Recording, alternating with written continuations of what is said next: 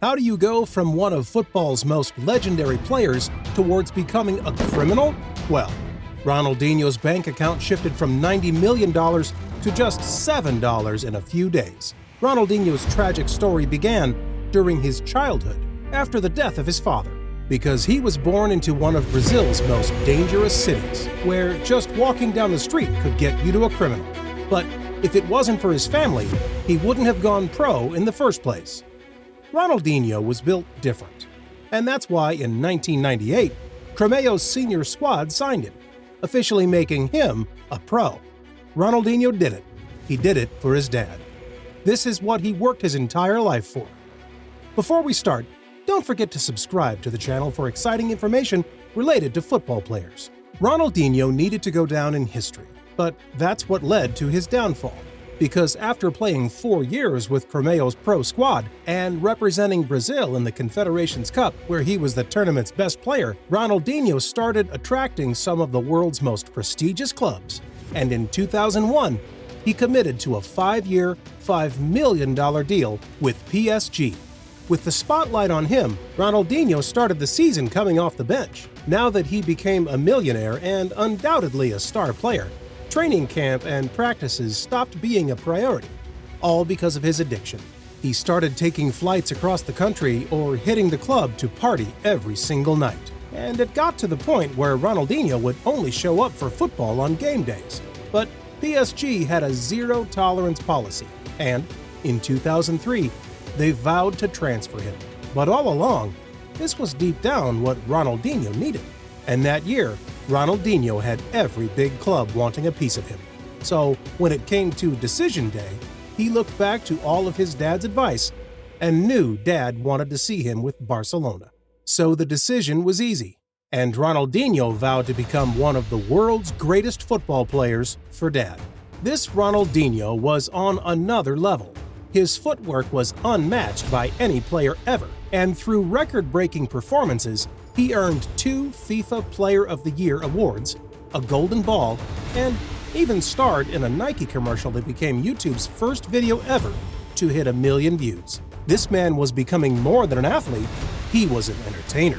But knowing that even all of that wouldn't bring Dad back was tearing Ronaldinho apart. And Barcelona got very concerned because they found out that behind the scenes, Ronaldinho was coping by drinking every single day. Vodka, whiskey, gin. And at this point, even Ronaldinho knew he had a problem. I mean, in his contract negotiations, he was trying to get clearance to skip practice just so he could party. So this was the beginning of the end. But instead of just falling off, Ronaldinho promised Barcelona he'd train up their next guy in line before it was too late. He saw Lionel Messi come in at a young age, so Ronaldinho made Messi feel at home. He even handed Messi his own jersey number because these two were slowly becoming brothers. But even though Ronaldinho was committed to training Messi, Barcelona saw Ronaldinho showing up to practice drunk, and they didn't want that bad influence rubbing off on the face of their future. He started to lose focus. He was training less, partying more, and it completely took over his life. Nobody was ever questioning if Ronaldinho had the talent, but the late night caused Ronaldinho to fall out of shape. And at the end of the day, him losing his dad was a void only alcohol could fill. So that year, once he stepped into contract negotiations with AC Milan, he committed to reviving his career. But he was trying to make deals with the club to literally let him party. But thanks to his celebrity status and undeniable talent, Milan still gave him a chance, because they knew this move was either going to be his career's rebound or his downfall. And he did come in motivated, but it didn't take long to see. To Ronaldinho, it was no longer about football.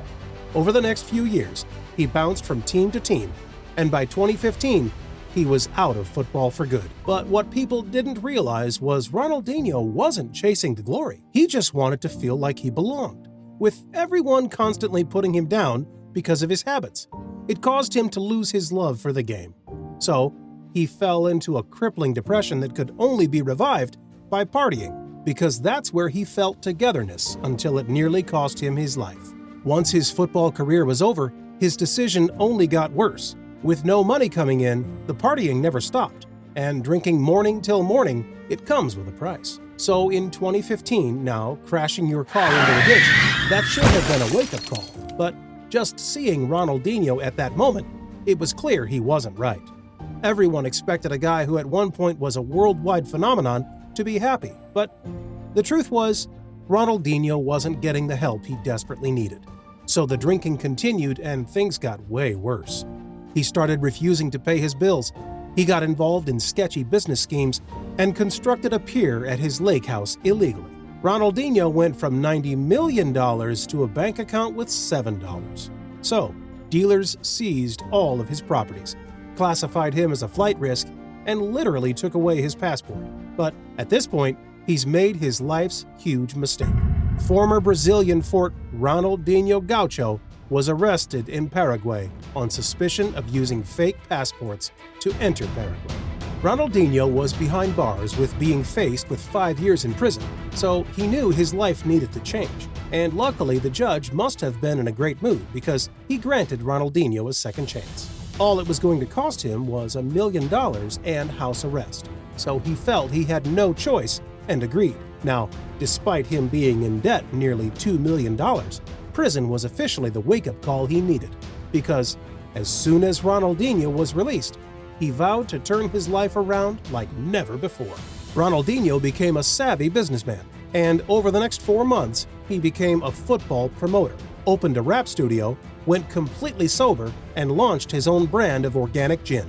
This man was even featured in commercials. He got an exclusive video game deal, and he even got a chance to create his own team in FIFA 21. This man went from stepping out of prison with just $7 to 4 months later, once again, becoming a millionaire. But more important than all of that, Ronaldinho began production on his own movie. And during the process, he found his life's calling. Ronaldinho looked back on his life and realized he was never chasing the right goal. He thought all along the dream was to become a pro football player, and that he would have filled the void. What Ronaldinho needed to chase was happiness, and that's what led to the title of his movie, Ronaldinho, the happiest man in the world. So this is it from today's video. I hope you enjoyed it and knew what really happened with Ronaldinho. If you liked the video, don't forget to like, comment, and subscribe the channel. Until then, see you again. Bye-bye.